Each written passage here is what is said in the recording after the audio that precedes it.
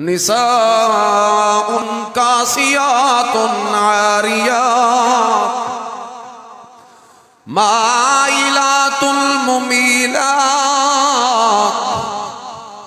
ऐसी औरतें भी जहन्नम में जाएंगी जो होंगी तो पर्दे में, लेकिन जो लिबास उन्होंने पहन रखा होगा वो इतना बारीक होगा या इतना चुस्त या घुटा हुआ, इतनी फिटिंग में होगा कि पहनने का कोई फायदा।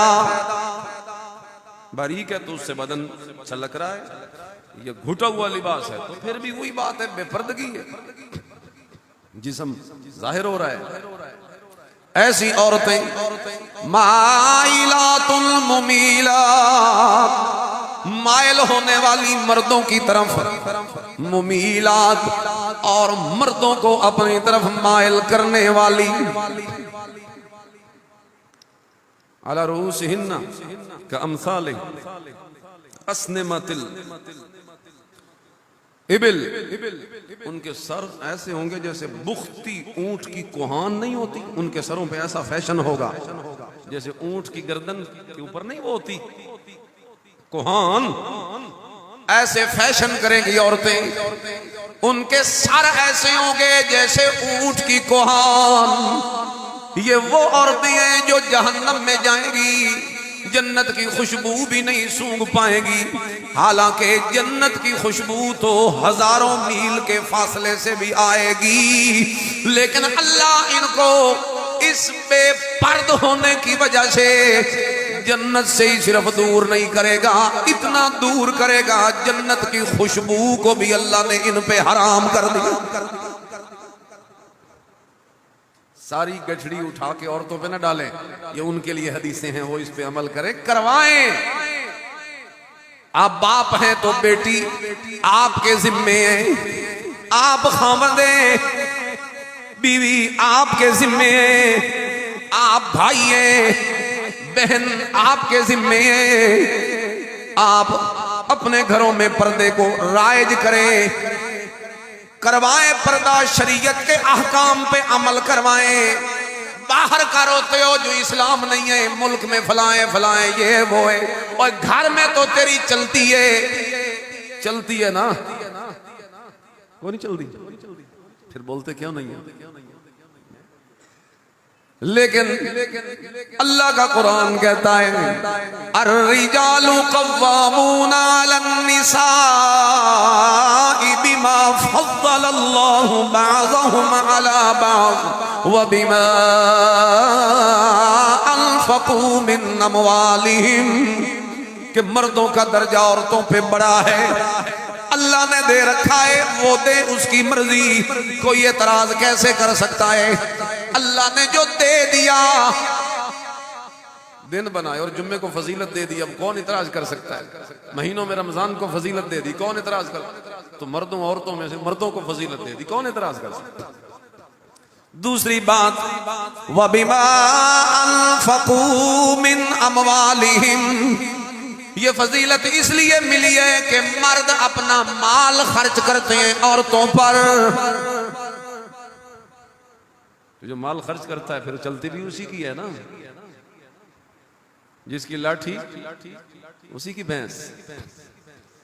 जो घर चला रहा है, सारा निजाम कर रहा है, तो फिर उसकी बात भी ना चले। लेकिन यहां हमने निजाम उल्ट कर रखा है ना, यहां कमाने वाली जब वो खुद है तो चलेगी भी तो उसी की ना। जब हमने मुतालबे किए फलानी चीज भी लेके आए, जहेज लेके आए, तब रिश्ता लेंगे, अब वो लेके आई है तो अब चलेगी भी तो उसी की ना। घर उसका है, प्लाट उसके हैं, सोना उसके पास है, बहुत कुछ लेके देती है। अपने मेके से अभी भी बहुत कुछ लेके देती रहती है। जब मुलाजमत करती है, कमाती है, तनख्वाहदार है, तो चलेगी भी तो उसकी ना। अल्लाह तो कहता है जो खर्च करेगा उसी का दर्जा है, और अल्लाह ने ये ड्यूटी लगाई मर्द के जिम्मे। लेकिन हमने सोचा नहीं नहीं नहीं नहीं, आबादी का निस्फ हिस्सा खवातीन भी हैं, तो अगर ये घर बैठी हैं फजूल, तो ऐसे ये भी मैदान में निकले तो कितना मुल्क आगे बढ़ सकता है। पाबंदी नहीं है शरी हुदूद व क़ुयूद में रहकर। अगर खातून खाना कोई उमूर खानादारी के अलावा भी कोई माशी तौर पे अपने आप को मजबूत करे, कोई घर में बापर्दा हालत में कोई काम करे, तो इसमें कोई शरीयत की ममानियत नहीं, लेकिन इजाजत है। लेकिन शरीयत ने जिम्मेदारी नहीं दी औरत को। ये माशी हालात संभालना, घर को चलाना, ये शरीयत ने किसके जिम्मे लगाया है? मर्द। इजाजत है कि अपने तौर पे अगर वो कोई करे तो करे, लेकिन जिम्मेदारी नहीं डाली जा सकती खातून खाना पर। ये जिम्मेदारी किसकी है? मर्द की। तो पर्दा नहीं होता, फिर उस बेपर्दगी में भी फल्लाह जो हालात हैं हमारे बाजारों के, पार्कों के, गली कूचों के, मोहल्लों के, तो फिर माशरे में फसाद तो फैलेगा।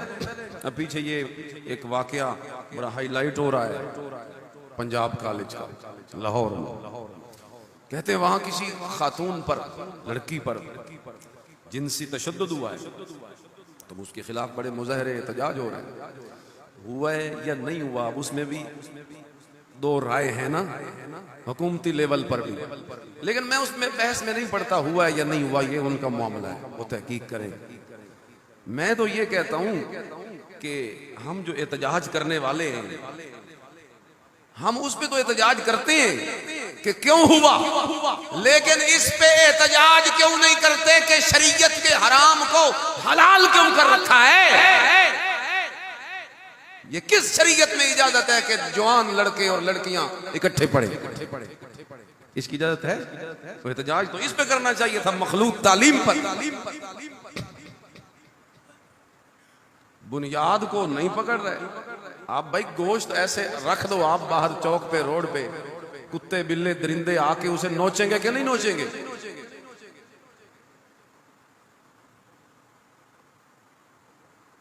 तो जब आप अपनी बच्चियों को हिजाब नहीं करवाएंगे और ऐसे उसे सामने उसकी इज्जत को कर देंगे, तो ये कुत्ते बिल्ले तो फिर लपकेंगे ना। तो बुनियाद पे हाथ रखिए, इनको आप कैसे रोक सकते हैं? फिर बुनियाद पे हाथ रखिए, अपनी माओ बहनों बेटियों की इफ्फत और इस्मत और इज्जत का खुद घर से तहफ्फुज कीजिए। बाप हैं तो बाप की जिम्मेदारी निभाइए, भाई हो तो भाई बन के दिखाइए, खामद हो तो खामद का किरदार अदा कीजिए। रसूलुल्लाह सल्लल्लाहु अलैहि वसल्लम ने इरशाद फरमाया था, दयूस जहन्नमी है, जहन्नम में जाएगा। सहाबा ने पूछा, ये दयूस कौन होता है? हुजूर ने फरमाया, वही तो होता है कि जिसे इस चीज की कोई परवाह नहीं होती कि मेरे घर वालों के पास कौन आ रहा है और कौन जा रहा है, उसको इसकी कोई परवाह नहीं। अपने घरों के हालात देखिए, मोहल्ले के जवान लड़के करीब घरों के हमसायों के आते जाते हैं, लेकिन रोक नहीं सकता। क्यों जी? हमारा ताल्लुक ही इतना है। वो भी कहता है कि हमारा ताल्लुक इतना है, मैं तो इसलिए जाता हूं, साडा ते पर्दा ही कोई नहीं। ये कुफरिया कलमा है, याद रखो। साडा ते पर्दा ही कोई नहीं, ये कौन सा कलमा है? बोलो तो सही जबान से, ये कुफरिया कलमा है। आपने अल्लाह की हद को तोड़ा है और आप जबान से कहते हैं साडा ते पर्दा ही कोई नहीं। तू कौन होता है जो कहता है मेरा पर्दा कोई नहीं? अल्लाह कहते हैं पर्दा है, तेरा रसूल कहता है पर्दा है, लेकिन तू कहता है साडा पर्दा ही कोई नहीं। तेरी हैसियत क्या है ये बात करने की? तुझे किसने क्या अथॉरिटी दी है कि तू शरीयत के मामले में कहे कि पर्दा ही कोई नहीं? अल्लाह कुरान में आयतें उतारे, कानून बनाए, रसूलुल्लाह इस पे मेहनत करे, और तू कहे हमारा पर्दा नहीं। बहुत खतरनाक जुमला ये, कभी जबान से ना बोल। और अपने घरों का ख्याल कीजिए, कौन आ रहा है कौन जा रहा है, वरना आप उसी दयूस की सफ में शामिल हो सकते हैं अगर आपको ये ख्याल नहीं है। हमारे घरों के मोहल्लों के हालात, अल्लाह माफ करे, माशरे के इसी तरह है। हालांकि कुरान ने कहा जो गैर महरम है, बल्कि महरम भी, भाई जब घर दाखिल होने लगो तो दस्तक दो, ताकि अंदर खातून खाना है, हर घर में होती हैं, पता नहीं किस हाल में है, काम काज में है, दुपट्टा उतरा हुआ है, जिस्म के कपड़े जो हैं वो किस हालत में हैं, तो आप दस्तक देंगे तो वो खबरदार हो जाएगी कि कोई अंदर आने लगा है। ये क्या सूरत नूर में नहीं है? ये सूरत नूर पढ़ के तो देखो, सूरत नूर का नूर अगर माशरे में फैला दो, इस माशरे से अंधेरे खत्म हो जाएंगे। लेकिन सूरत नूर को जाने कौन, ये क्या नूर है? असी तो दूए नूर आले, नूर वाला आया है तो नूर लेके, असी तो नूर आया तो सोना आया तो सज गए गलियां बाजार। हम रबीउल अव्वल आता है तो भाग पड़ते हैं दुकानों की तरफ। वो किधर जा रहे हैं? कि मैं नूर फैलाने जा रहा हूं। चाइना दिया लेटा लया सा अपने मकान तले से। तूने 10-12 दिन अपने मकान को तो नूरानी कर लिया, लेकिन तूने रसूलुल्लाह के नूर कुरान पे अमल न करके अपने आप को अंधेरे में रखा। मेरे नबी का नूर 12 दिन के लिए नहीं, रबीउल अव्वल के 12 दिन के लिए। मेरे नबी का नूर साल के 12 महीनों के लिए है। और मेरे नबी के नूर से मुराद लाइट वाला या ये नूर नहीं है बल्ब वाला। मेरे नबी के नूर से मुराद हिदायत का नूर है। बोलो कौन सा नूर है? कुरान का नूर है। झंडियां ते लाइया नहीं मिलाद दे मौके ते, जलूस आगे आगे हैं, लेकिन पर्दा कराता है घर में। फिर ये जिनसी तशद्दुद के वाकयात पेश आते हैं। आपके बच्चे मोबाइलों में क्या देखते हैं? आपके घरों में केबल है, डिश है, एंटीना है, आपने सब कुछ मुहैया कर रखा है। वो क्या करते हैं आपको कुछ पता है? कुछ नहीं पता। आप कहते हैं मुझे अपने बच्चों पे एतमाद है। भाई इधर देखो ना, रसूलुल्लाह सल्लल्लाहु अलैहि वसल्लम ने इरशाद फरमाया, ला यखलुवन्ना रजुलुम बिइमरातिन इल्ला काना सालिसहुमा शैतान। मर्द और औरत अलग ना हो, एक मर्द हो एक औरत हो, ये अलग ना हो। अगर ये अलग होंगे, इल्ला काना सालिसहुमा शैतान, इनमें तीसरा शैतान होगा। लेकिन आपकी बच्ची जब पढ़ने जाती है, बाज़ औक़ात ऐसे मौके क्या क्लासरूम में नहीं आते कि आपकी बच्ची टीचर के साथ अकेली हो रही है किसी मौके पर, या जिस रिक्शे गाड़ी पे आती जाती है बाज़ औक़ात उसके साथ अकेली हो रही है। बड़े मामलात हैं जिसमें हमारी बड़ी बड़ी सुस्तियां हैं। तो ये जो वाकयात जिनसी तशद्दुद के पेश आते हैं, तो उसके पीछे हमारी अपनी गलतियां हैं, गलतफहमियां हैं और गलतियां हैं। हम बच्चों को ये सारे असबाब मुहैया कर रहे हैं इस दौर के अंदर, लेकिन उनकी निगरानी नहीं कर रहे। मेरे कहने का ये मतलब नहीं कि बच्चियों को तालीम ना दिलवाओ, बेशक दिलवाओ, लेकिन जरा एहतियात से शरीयत के उसूलों के मुताबिक। मेरे कहने का ये मतलब नहीं कि खातून नौकरी या इस तरह के काम काज ना करे, करे बेशक, लेकिन शरीयत के मुताबिक। मैं जो रोना रो रहा हूं उस पर तवज्जो करे, वो नवा फतवा ना ला दे। शरीयत के उसूल हैं हर चीज के, उनको फॉलो कीजिए, नहीं तो ये अंधेरे बढ़ते रहेंगे। बहरहाल मैंने दो बातें की हैं, अल्लाह इस पे अमल की तौफीक नसीब